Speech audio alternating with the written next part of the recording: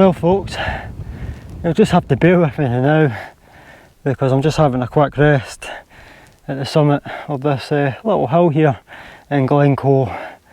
It's been quite a warm hike up the Devil's Staircase, which is it's actually an area I've not hiked actually, so I thought I would come up after bagging another area that I've never hiked before, the Buachaille Etive Mor. Done that earlier this morning, and since the sun broke through the clouds at about, what, 11 AM, it's been absolutely roasting and very pleasant walking at times, but this final hour to get up here from the Naturehike has been very warm and unpleasant. So yeah, I'm just kind of looking around. I'm going to find somewhere to pitch the tent up. The whole point of this trip is obviously trying something different. Like I said, I've not been here before, or this part of Glencoe. But I also want to talk about my tent that I'm going to be using in this trip, the Hilleberg Soulo to be exact, why I've not been using it. I've been asked about it in the comment section, and I thought I would finally address it in a video. So I'll set it up the now somewhere, and yeah, about 3 hours to sunset, so plenty of time to relax and enjoy the views.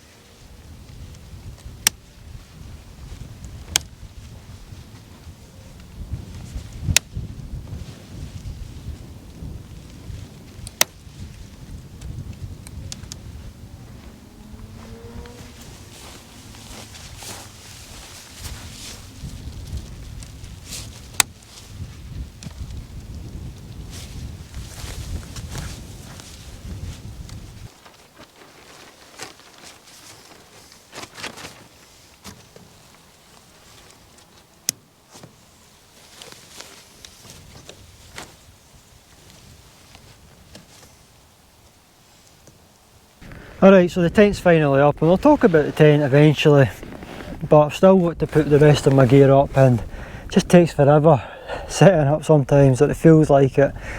But you'll notice that I've got a different backpack, nothing new. It's the Kestrel 68 Osprey Kestrel, and this has been my go-to winter bag for over 3 years now. I think this will be the 4th winter now, this bag, I think so anyway.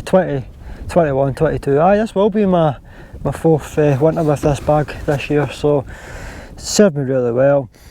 And the reason why I brought a much bigger backpack as well, this tent takes up a wee bit more space than the Enan, but also I've got a few extra pieces of gear which I'll talk about in a minute, but I just need to get all this stuff out, some spare clothes, first aid kit, all the usual rubbish.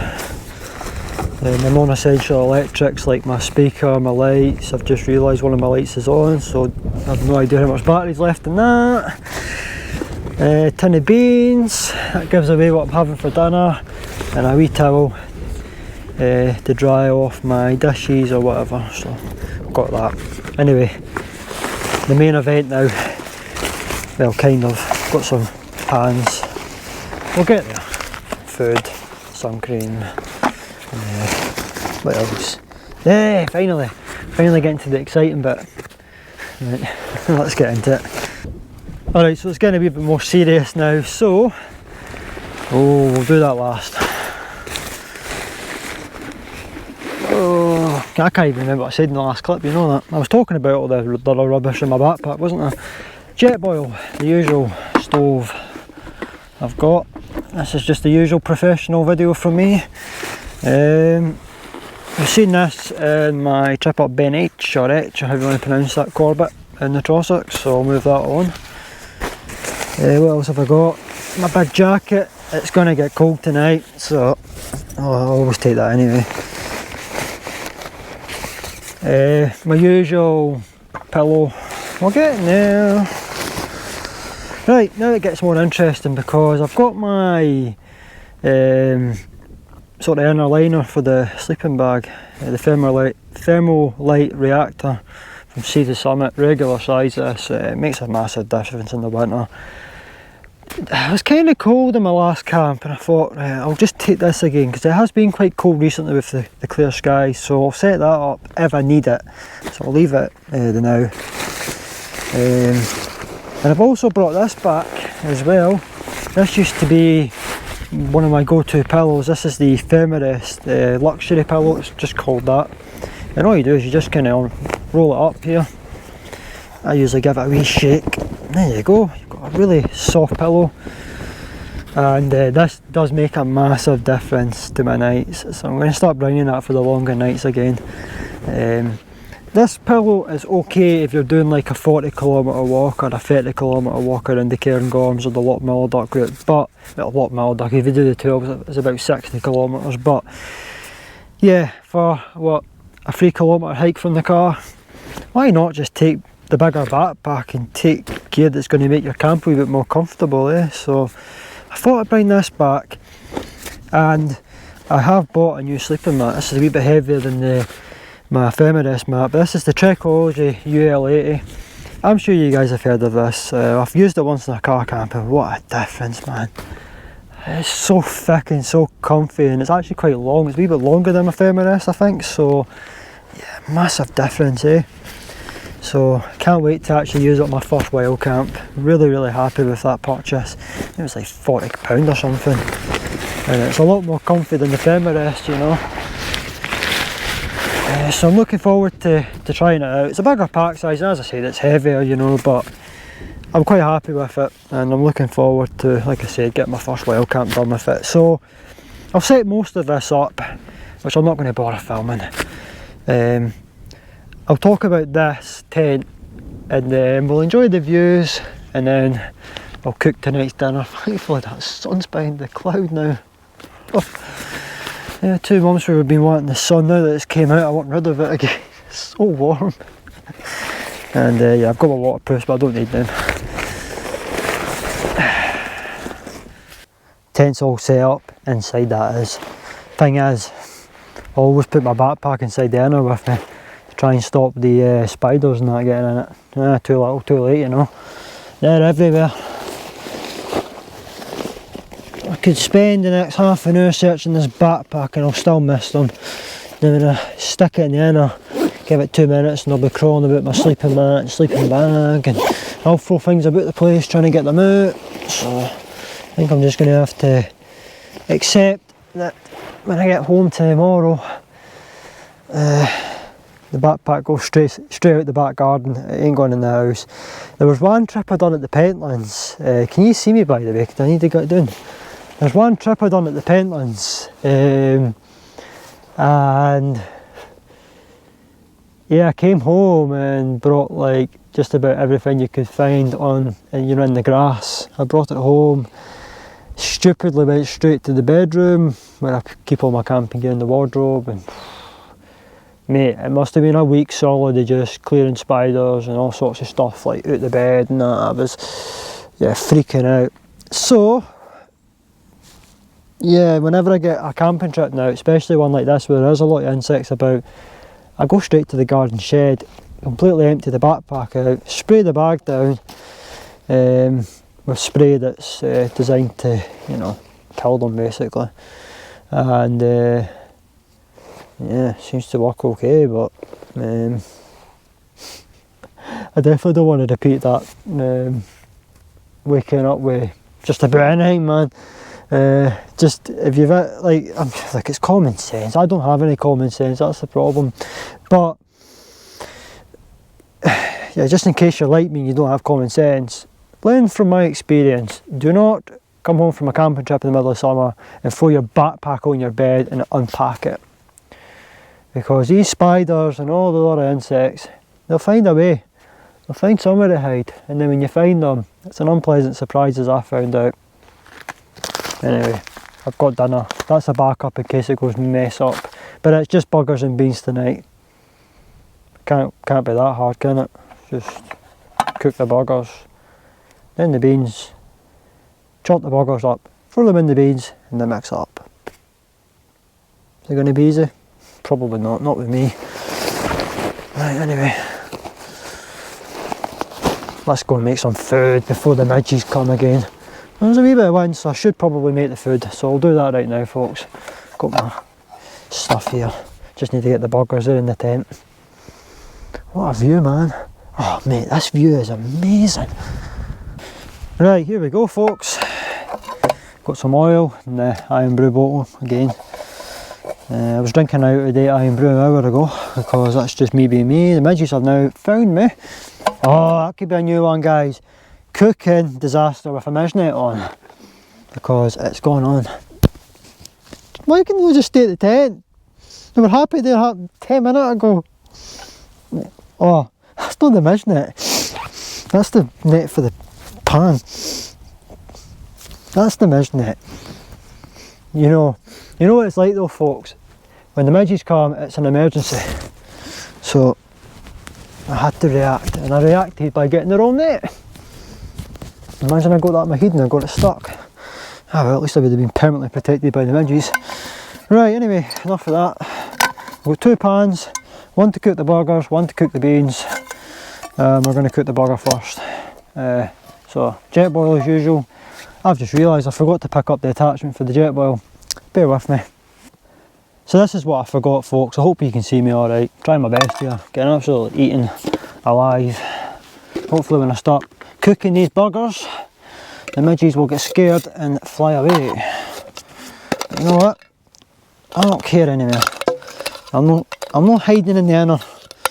I'm sticking up for myself. I'm taking them on. How do I make the stove? Oh, wait a minute. Everyone's all panicking, man. I'm absolutely swamped here. I'm trying. I'm not giving up. This camp's not getting ruined. They were in here 5 minutes ago. I actually had my hopes up, but then I realised they've moved house. They've moved from the tent to this rock now next to the summit cairn, which you might see in the background. It's a really cracking viewpoint up here, guys. I really like it. Like I say, once the midges see my shite cooking, they might buzz off. That's the plan anyway. Right, what's that on? Hey, we're making progress. The first time I tried to cook, I couldn't put that thing on. Just a tiny bit of oil. I hope these burgers are alright. They've been sitting in a roasting hot car all day. I did freeze them last night and wrap them up and keep them in the boot. So hopefully, fingers crossed, they'll be okay. Right, let's get the stove on. The quicker I do this, the quicker I do this, the better. I mean, not the quicker I do this, the quicker was. That makes no sense. Right. I just realised I've not even spoke about the Hilleberg yet. I can just wait. Getting this out of the way. Right, these look a bit minging, but they're getting eaten anyway. Oh, I better turn the stove on. Where's the lighter? There it is. See what I mean, man? See what I mean? Just a nightmare. Gas them, blow them up. There we go. I cut my index finger, and I use that to light the lighter. I don't use my thumb, so I just have to use the middle finger. Anyway, let's get this on. And yeah, we'll just fire these burgers in. Try not to touch them. Oh, they're joined together, man. Look at this. What has happened to these burgers? Oh. Great. Twin burgers! That's better. Bit of grass. Nope. Already picking grass off them. I've not even started cooking them yet. There we go. No, I'll just like So yeah, I slashed my index finger with a knife last week. I wasn't able to go camping last week because of it. So we'll just go out tonight and get attacked by midges.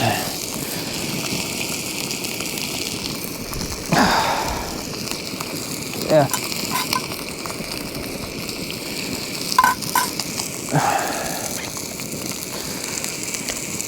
Let's see.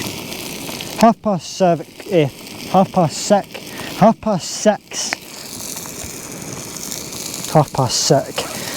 Honestly, we'll be sick after eating these burgers probably.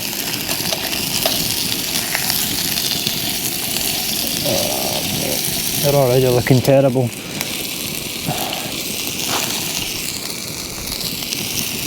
They've definitely got a strange colour right now. Need to put more oil in that.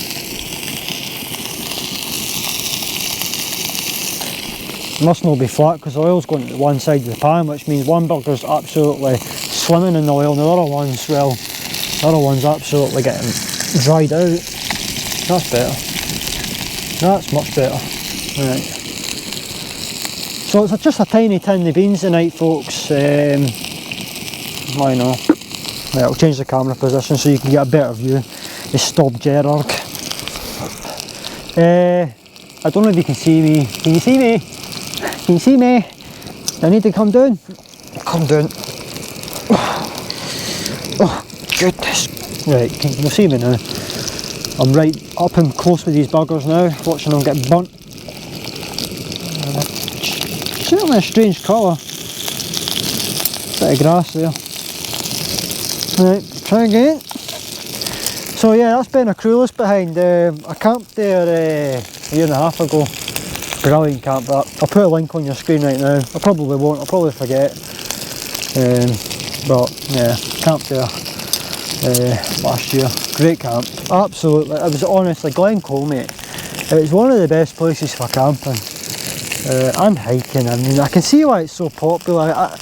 Once you get off the roads and people start splitting up and you've got people going up the Buachaille Etive Mor and Midge and up these sort of smaller peaks that I'm doing tonight, it's fine, you know. It's just getting away from the car parks. I was freaking out watching the people at the Buachaille Etive Mor car park. That's where my car's parked tonight.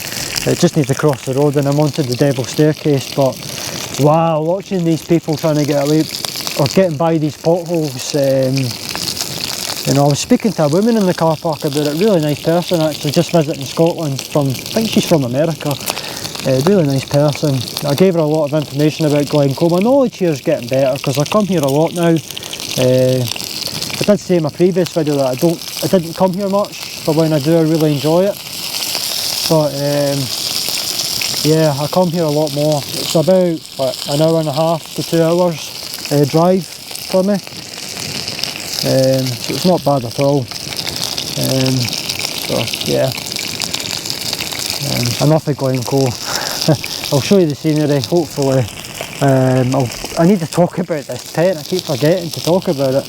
But when the midges came out, I just wanted to get this out of the way. And that's what I'm doing. So, yeah, not bad at all, folks. Oh, behind the camera now, I'm not entirely sure where it is exactly, but it might be just to the left of my tent as you're looking. That's the Monroe I done today, this morning. I started at what, 6:30 this morning, so about 12 hours ago. No, it was 6:30, eh? Yeah, because I said 6:30, didn't I? But yeah, cracking viewpoint by the way. I was very impressed with the view over Rab Ascent from the summit. Very, very impressed. Quite a special Monroe that. One I'll do again. There's a nice looking camp spot just as you get to the, I think it's about 850 metres. You can either go left up to the summit or you can go right towards the next Monroe. There's actually a few lock-ins up there. Couple of nice flat spots, so probably return for a high level camp on that peak at some point, folks. Anyway, these buggers are sunbathing or having a bath. They're not really cooking, they're just chilling, mate. kind of sizzling a wee bit, but I don't know if that's a good thing. Not much when you've got meat and it's spitting at you. Mind you, I'd be fine, it would bounce off this net. The midges seem to be away, so I'll take this off. Don't see them on the net anymore anyway. They're just coming and going. They'll see my face and go, oh, I'll come back and get you now. Well, I don't think I've ever cooked with this pan yet. This actually have I? Did I use this with the schnitzels? Or did I eat out of this? I think I ate out of that pot, sorry, out of that pan. But I'm going to be putting the beans in there very, very soon. If these buggers have a cook. Only been about 15 minutes. Yes, the sun's come back. That might get rid of the midges. Don't know if the sun does. Well, mind you, as soon as the sun disappeared, the midges came out of nowhere, so I'm blaming the sun. It's back for the time being. Actually, the clouds are clouded up quite well, which might just make a slight difference to the evening. Beans now. Didn't buy a big tin, didn't need them. So I'm just going to pour them into the other pan and try and get them all in, Come on, in! Get in! That's fine, that'll do. It's actually quite a lot. It's been covered in bean juice. Just wipe that off. Right. So the plan is, guys, is I'm going to basically cook them for 3 or 4 minutes, and then I'll kind of just move them around, try and stop them sticking to the pan, because I'll just pour the burgers in, and then yeah, beans and burgers are already bubbling. Maybe turn the heat down. Don't know if that'll make any difference. I'll get my other fork out now. This is the one I'll be eating with.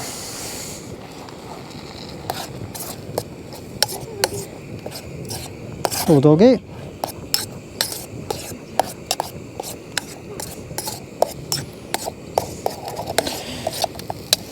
You're actually cooking really quickly. I've got to say, folks, since I've started these cooking videos while I'm out camping, it's not been really successful. When I dropped the burgers on the grass at the start, I thought this is going to be another one of these cooking sessions that's going to be a complete disaster. When the midges came as well, but I just kept my head down, you know, and yeah, quite successful. And as I said, the battery on my GoPro's quite low, 9%, so I'm going to eat this up, and yeah, I don't really need to charge up the battery. I'll just change it when I get back to the tent, and then we'll talk about this. Well, how much is that tent now? £950? Yeah, I'll talk about why I'm not using it once I get this eaten. I can't believe how expensive that is now. It was only about £700 when I bought it. Yeah, anyway, I'm going to eat this up. Have to say, folks, this is not a bad view to have in the background while I talk about this tent. Oh, what a place. So anyway, let's just get on with it. We'll go on about the views in a minute. Sun's still to set, so we're doing well. We're timing things quite well with this camp so far, despite all the problems with the midges, as I've mentioned 100 times. So this is my Hilleberg Soulo. I bought this back in March 2020, so 3.5 years ago, roughly. Did my first camp in it just before lockdown. I had another camp about 2 days before lockdown, and then I used it quite a lot towards the end of 2020 when we were out of lockdown, and then I started buying other tents in 2021. So just move around with the midges. This tent, I've nothing against it, to be honest. It's a great tent, it's strong. I'll put a link, if I remember, I'll put a link on my video right now on your screen, hopefully they still do it, YouTube, to a specific video where this tent performed really well in really strong winds, guessing around at least 50 mile an hour. The tent was absolutely shaking, and the evidence of how strong the wind was, that we had a Van Gogh Nevis 100 pole snapping to, I think, twice that night. To be fair, Big Monty's OEX Fox 1 performed really well that night as well, but this tent, it's designed to deal with rough conditions on the hills, and it done it really well. So this tent has served its purpose. I don't normally go out deliberately when the weather's bad. I try not to anyway. I prefer nights like this, as you'll see. You can see why. Tent's not really moving. Once these midges piss off, it will be really pleasant. You do want a bit of wind, excuse me, you do want a bit of wind at this time of the year to get rid of the midges, but yeah, it's just not happening now on my trips. Alright, so I've not really answered your question yet, have I? Why have I stopped using this tent now that we're nice and up and close to it? It's because I've stopped camping, folks. You've noticed yourselves, if you're a regular to my channel, I've not really been in the mood to go camping. In the summer I don't particularly like it. You've seen it tonight with the midges, and it's just nothing against the tent. When I go out camping, I've just been taking other tents. It's as simple as that. I've not really needed it. I don't know, I mean, when I bought the tent I was up for doing the heavy rain and the snow and the wind, but over time I've really enjoyed the more settled nights. Not going to get rid of it, because if I ever buy one again I'm going to have to pay full price again, aren't I? You know, I don't really like buying second hand, so I'm going to keep it. It's certainly serving a good purpose, and I definitely plan on using it this winter. I do want to go out camping more, so I've got absolutely nothing against the tent. It does take a bit of time to pitch. I've got a lot of guy lines to, you know, take and you know, pitch out. How many is there? Six guy out points, but there's a total of 12 guy lines because you've got a low one and a high one, and they're actually separated, but I put them into the same peg. You've got to wrap the top guy line around the pole as well, which I usually forget to do, then I have to go back around and do it again. You've got this hood to put on, so it does take a bit of time to pitch up. Condensation's a bit of an issue as well. It's not the most spacious tent. A lot of people have complained about the vestibule in this tent.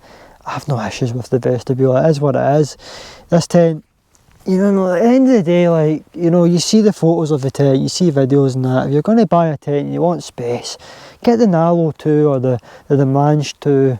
If you want to save a bit of money, the MSR's brought out quite an interesting looking tent about 6 months ago called the Teinheim. Is that how you say it? Andrew Park done a good video on it. I think he brought up some faults and I think MSR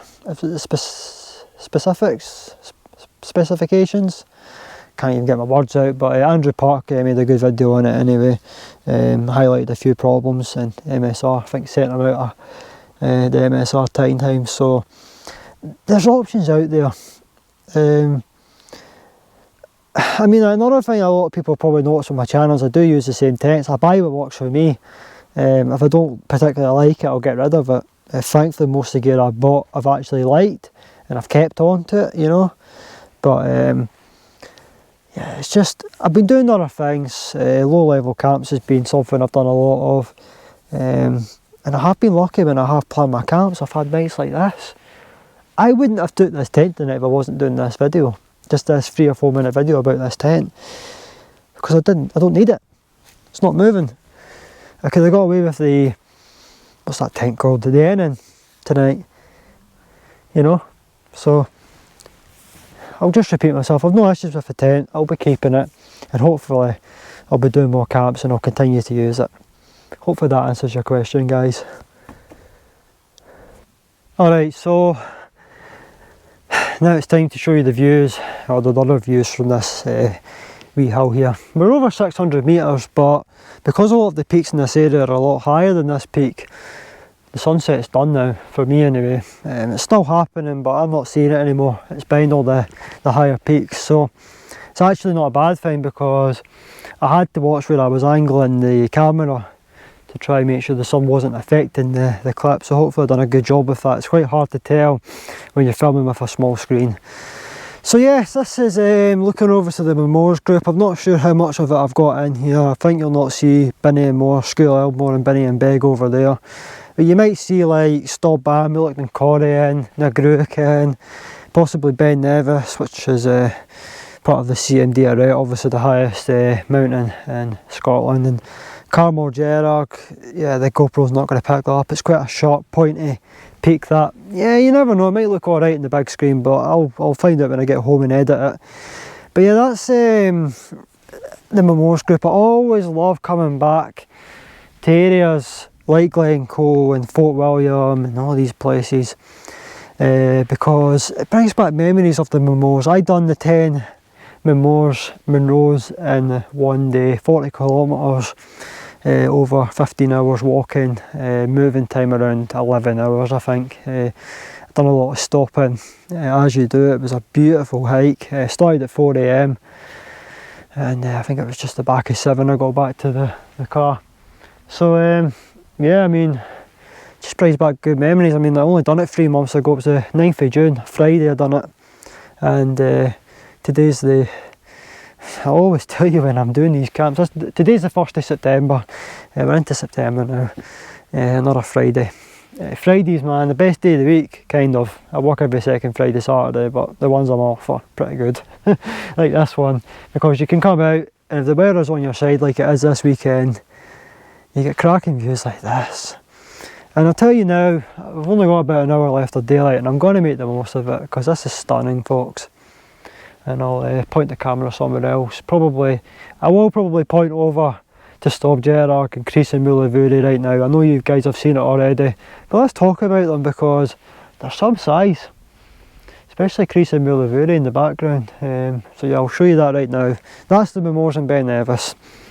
So yeah, let's go. Let's look at the other side now.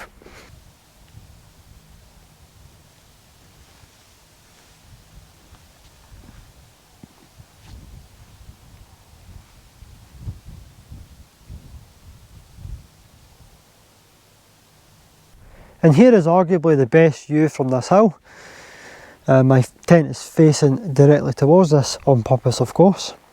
So this is, I might as well tell you the names of them, eh? So we'll start to the right. Hopefully I've got it on the screen, I think I have.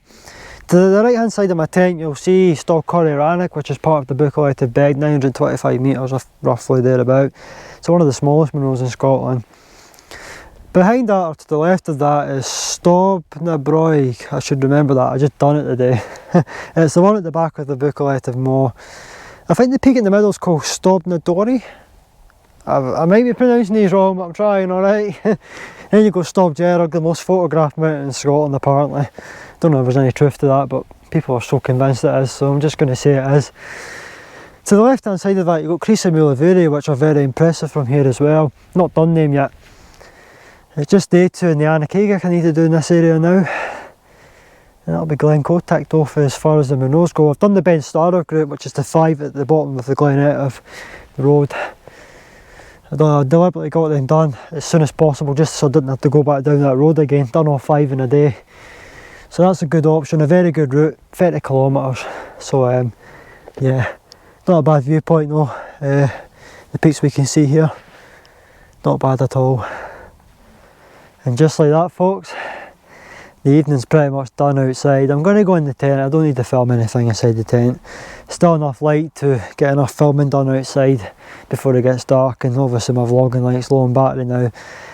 It's dark until 6 in the morning, as I found out in the drive up this morning to do Stop Jetboil and the other Monroe. So I just said the Buachaille Etive Mor, it would have been easier. So yeah, I'll not be getting up until 6 o'clock tomorrow. I'll be setting the alarm for 6 actually. I have no intention of getting up before then. Chances are I will be up before then because it's just the way I am. But I'm not rushing off the hill. Finally! You know, I can actually just relax. The last few trips you've seen me like getting up at 3:30 in the morning after destroying that schnitzel up at Milnan Tarmacan. Stukan Lochan I was up at about 3:30 as well, but I didn't start packing till 4. Yeah, I'm not in any rush tomorrow folks, I'm going to relax. I'll still be up, but I'm going to make it quite relaxing for myself. I'll gradually pack away tomorrow, so hopefully it'll be like this tomorrow. No sign of any clouds, there's a few down towards the rain area, Bend the Rain, which is a few miles away down to the Bridge of Borky. So apart from that, yeah, okay, there's the occasional cloud, but they're a lot higher than what we are at currently. So if there's any cloud, hopefully it's on the higher summits of like Ben, like I don't know, Ben Nevis and Stop Jetboil and that. So yeah, as long as it doesn't drop down at this summit. My worry is the cloud inversion conditions could happen for the Monroes, and it might sit roughly at the height I'm at, the clouds. So I'm a bit worried about that. That's the only thing that could ruin it, but there's no rain or wind forecast, which is the most important thing for me. And hopefully this daft tent doesn't get too much condensation. Anyway, I'm dragging this on a wee bit, so hope you've enjoyed the evening, and I'll see you all tomorrow.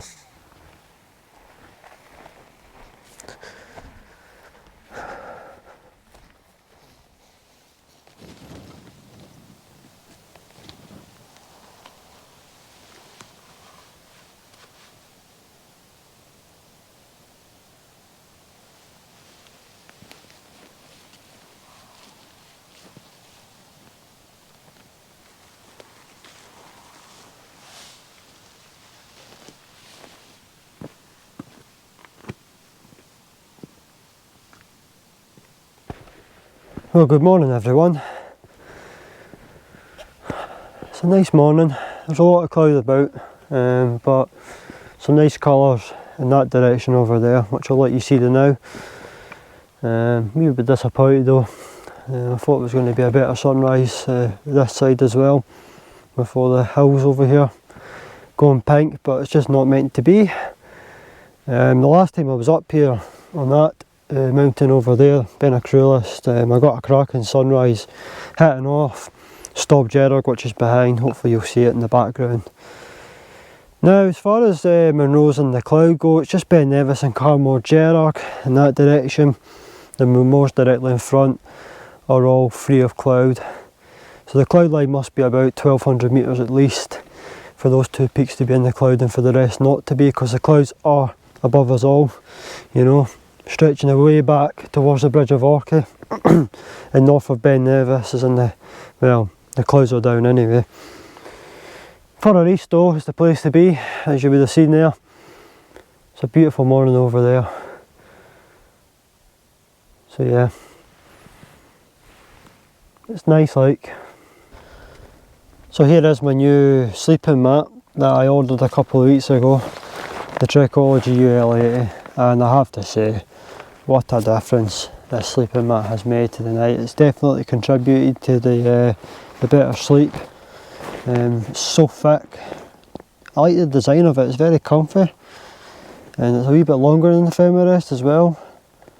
Stretch the feet out a wee bit further, you know. Certainly worth buying, like, if you're looking for a summer mat that's comfy. Pack size a bit bulky, weight's a bit on the sort of heavier side, but it's certainly not as heavy as the other sleeping mats out there. And for about £40, I think that's what I paid for it. I can't remember, but yeah, for roughly that amount, yeah, I mean, I think it's worth it. So yes, I just bought it from Amazon a few weeks ago, and maybe we'll leave a wee link in the description to this mat and to the Thermarest pillow that I was on about. I've packed the Thermarest pillow, I'm not going to unpack it. I was going to do it, but my hands are freezing. And I don't want to put gloves on until I'm packing the tent away, because the tent's absolutely soaking with the usual condensation, eh? So yeah, I'm going to just start packing this away. I like the valve as well. You know, it's quite easy to use. Just open it up and the air comes out. So anyway, that is my, well, one of my more recent purchases for camping. I hope you like it. Right, I'm going to start packing away, folks. The back of 7. And yeah, I think that's the end of the camp now. Time to think about getting back down to the car and just wrap up this trip. I'm going home after this camp, which is a shame, but it's been a good 24 hours here. Arguably the worst bit of the camp doing this, the packing up, especially when you're trying to get it inside a dry bag, which is inside the backpack. Sometimes it can be hard to line everything up. Once you get the first few things in though, it's usually alright. Got the sleeping bag packed down really small today, which is good. A stove, just make sure everything's in there, eh?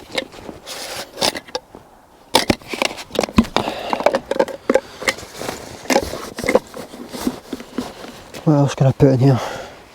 Didn't use this yesterday, but it was there just in case. This is the inner liner for the sleeping bag. It was actually quite warm, inside this tent.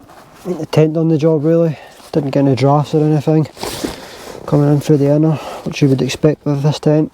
Didn't use this at all, which is not like me. Usually I've got this jacket on, but didn't use it. The fleece has done the job, so it's actually been a warmer camp than expected. There's the pack size for well, it has been my go-to pillow throughout the year, but the pack size is great, but I've not been as comfy as I would have liked. So yeah, I've got some spare socks, but didn't need them. Just one less pair I need to wash when I get home. They seem okay. Non-essential electrics. Hopefully the light doesn't turn on this time in the backpack. It was roasting like. I've still got things charging over here. I had my waterproofs in the tent. I didn't want any bugs getting in them last night.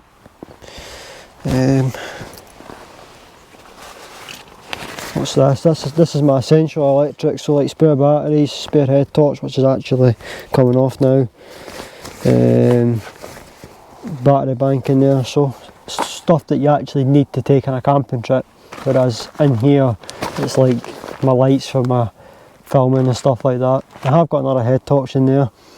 There's like a speaker to listen to music, so it's not essential. So I always divide them into bags. So like my essential electrics I keep near the top, so you know if it gets dark at least I can get a head torch quite easily, whereas this stuff's further down the backpack, which is why I accidentally turned the light on.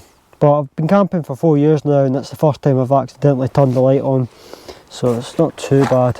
But yeah, usually that's at the top of my backpack, so if I need it I can get it quite quickly. My essential electrics, that is. My keys and that are there. And yeah, I mean, I can feel a few things behind me, but we're getting through the tent quite quickly actually, so I'll take the rest of this down. Then I need to focus on taking this down, and yeah, I'll see you guys in a minute or two once I've got all that done. Well, for you guys it'll be in the next clip.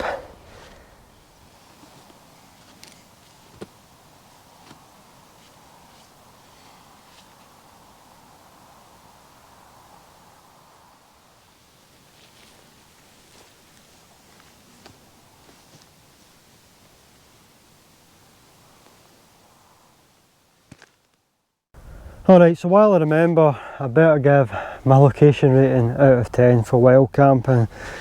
And with the views of the Moors behind the camera, which you've seen throughout the trip where Ben Nevis is, we've got views way east now as well. Views over to Midge and Ambian, and of course we've got the Buachaille Etive Mor, the full Buachaille Etive Mor right down to the Monroe at the back, which offers good views over to Loch Etive. I can't give this anything less than a 10 out of 10. It's the first one on the channel. It's just something really special about Glencoe. The peaks, the shapes of them. I can see why that is the most photographed mountain in Scotland, Stob Gerrag. It's been a really good camp. When you see this peak from the roadside, it's nothing impressive, but when you actually get up here and you see the views that the summit offers, you know, the full Moors range, all 10 Monroes with Ben Nevis over the back, and Carmel Gerrag as well in the arete. Yeah, I mean, the SCNs, the Grey Quarries as well, I should mention them. I mean, like, I can't give it anything less than a 10. Even for hiking, like, it's not really that interesting, the path. But the views all around are pretty good as well, and I can see why people would come up here with their dog or whatever. Like, you've seen a dog walker yesterday. If I choose to keep it in the clip, I probably will. So we're still talking away in that clip, but yeah, I mean, it's just stunning, folks. If you've never been to Glencoe, I would recommend it without a doubt. You don't need to come up to places like this. Even the roadside scenery is stunning. Like, I spoke to those two who were visiting Scotland, and I gave them a wee bit of information about Glencoe. I said, you've picked the right place to come. And they said, well, we're going to Skye. I said, well, you've definitely picked the right way to get to Skye then. The A9's okay, but yeah, this is stunning. The A82 takes you right up past Fort William, up to places like Kintail, and I really appreciate this place, I really do. And there should hopefully be more camps here in the future. I've only done 2 wild camps in Glencoe. that I've made it to YouTube. I've done 3. I've done a camp with a guy called Sean, but as I said, the video wasn't a success due to audio problems. But anyway, for some reason the midges are down at the tent, but up here they're not. So I'm going to bring the backpack and all that up here and enjoy the views for another maybe 10-15 minutes. I want to get down because the sun's slowly breaking through the clouds. There's a few gaps now. I don't fancy a roasting hot descent, so I'm going to go and get the backpack now if I don't trip over the cairn. Alright, so I've brought the backpack up with me, and as I said, I'm going to spend a bit of time up here. The midges don't seem too bad at the summit cairn. So yeah, I've done everything I basically want to do with the video, folks. The walk back to the car is about an hour, hopefully a wee bit quicker because I'll be going downhill and my backpack's lighter, and like I said, I want to try and get down before the sun comes out. So I'm going to wrap the video up here and get back down. I think I've shown you a lot of the hill. I was going to bring the drone, and I really am annoyed with myself because I would have probably got better shots over to the Buachaille Enan, which you might see over there. I don't think you will. It's kind of blocked out by the higher peak at this side. This peak's 600 metres, the one over there is about 750 metres. So yeah, I'm a wee bit disappointed with that. I just forgot all about the drone, went to charge it, the batteries just were not charging quick enough, so I just left it. There wasn't any point in carrying another 250 grams plus all the other stuff, so probably even 400 grams, 500 grams worth of drone gear and not use it. So I really hope you've enjoyed this video. As always, you know what to do if you have. Click the like button to support the video, click the subscribe button to support the channel in future videos, and definitely get involved in the comment section down below.